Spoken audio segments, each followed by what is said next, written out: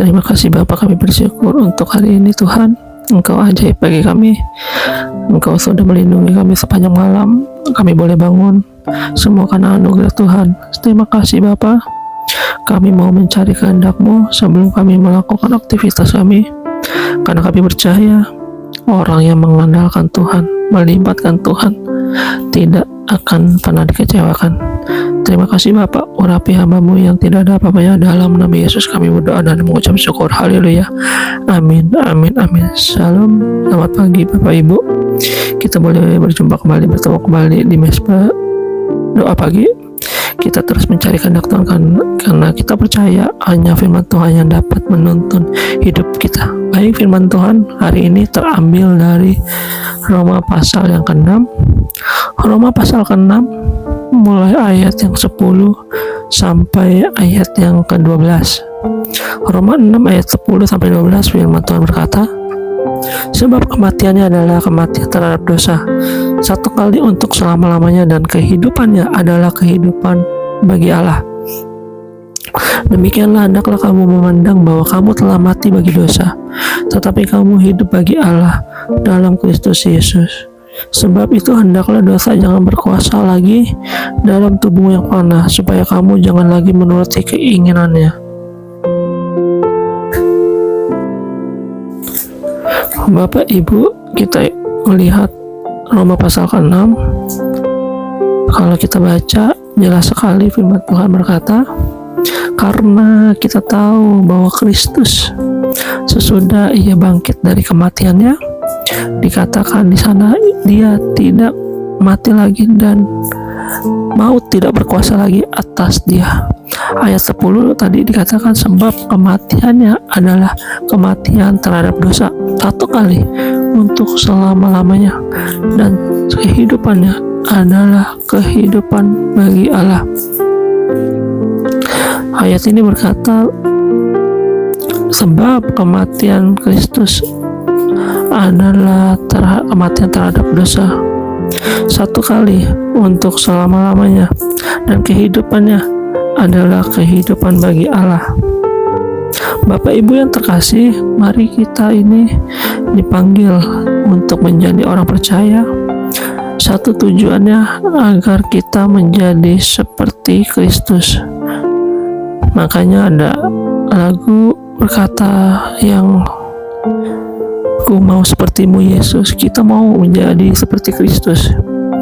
Menjadi seperti Kristus dalam hal apa? Alkitab berkata di sini bahwa kita tahu sebab kematian Kristus adalah kematian terhadap dosa satu kali untuk selama-lamanya, dan kehidupannya adalah kehidupan bagi Allah.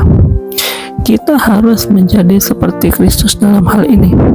Kita dituntut untuk mati bagi dosa dan hidup bagi Allah. Itu saja. Apa hakikat dari menjadi seperti Kristus? Yaitu mati bagi dosa, hidup bagi Allah. Coba saudara katakan, aku mau mati bagi dosa, aku mau hidup bagi Allah. Kristus mati bagi dosa dan hidup bagi Allah. Biarlah hari ini kita mau berkata, Tuhan, aku tidak mau lagi hidup dalam dosa, aku tidak mau terikat lagi dengan dosa. Hari ini yang masih terikat dengan dosa-dosa, kepahitan, amarah, kenajisan, percabulan, sakit hati, ketakutan, semua dosa-dosa yang mengikat kita, mau kita bilang, Tuhan, hari ini aku mau seperti Kristus, mati satu kali untuk selama-lamanya, dan hidup untuk Allah. Ayat 11 dikatakan demikian hendaklah kamu memandangnya, bahwa kamu telah mati bagi dosa, tetapi kamu hidup bagi Allah dalam Kristus Yesus. Demikian juga kita harus memandang kehidupan ini. Demikian kita juga harus memandang iman kita, memandang kekristenan kita. Kita harus mati bagi dosa dan kita harus hidup bagi Allah. Itu hakikat dari kekristenan yang sesungguhnya.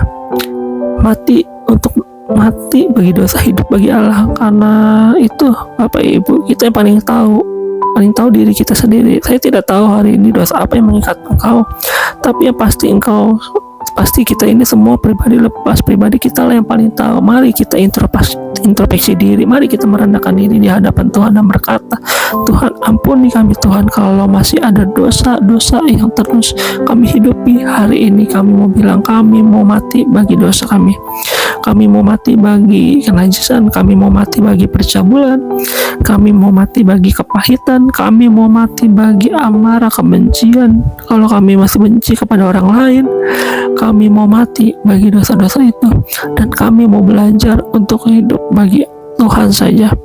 Hendaklah demikian, hendaklah kamu memandangnya bahwa kamu telah mati bagi dosa, tetapi kamu hidup bagi Allah di dalam Kristus Yesus.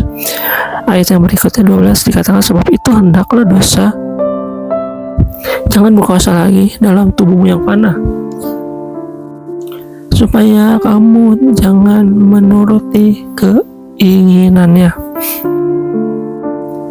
Jangan kita biarkan dosa berkuasa lagi dalam tubuh kita ini yang fana, supaya kita tidak hidup untuk mengikuti keinginan dosa, saudara. Di sana dikatakan, sebab itu hendaklah kamu dosa itu jangan lagi berkuasa dari diri kita yang fana ini, supaya kita tidak hidup menuruti keinginannya. Kita dipanggil untuk hidup mengikuti keinginan Tuhan. Kita dipanggil untuk hidup bagi Allah. Kita tidak dipanggil untuk hidup bagi dosa. Orang yang terus-menerus hidup dalam dosa, kebinasaannya akan dialami. Tapi hari ini kita mau berkata, Tuhan pakai hidup kami untuk kami menggenapi kehendak Tuhan dalam hidup kami. Apa yang menjadi rencana Allah atas hidup kita, apa yang menjadi rencana Tuhan dalam hidup kita, biarlah kita boleh bertanya kepada Tuhan, dan kita mau berkata, Tuhan kami mau hidup bagi Allah, kami mau hidup bagi Tuhan, kami mau mati bagi dosa, supaya kami melihat rencana dan kehendak Tuhan digenapi dalam hidup kami. Dan suatu saat nanti ketika Engkau datang, Engkau mendapati kami setia, karena kami mati bagi dosa dan kami hidup bagi Allah. Karena itu Bapak Ibu Saudara, hendaklah dosa jangan berkuasa lagi atas hidupmu, supaya engkau tidak menuruti keinginannya, tetapi biarlah Tuhan berkuasa atas hidup kita, supaya kita hidup mengikuti keinginan Tuhan. Mati bagi dosa, hidup bagi Allah. Mari kita renung firman Tuhan. Terima kasih Tuhan Yesus, kami mau hidup bagi Tuhan untuk kemuliaan Tuhan. Kami mau hidup bagi Engkau.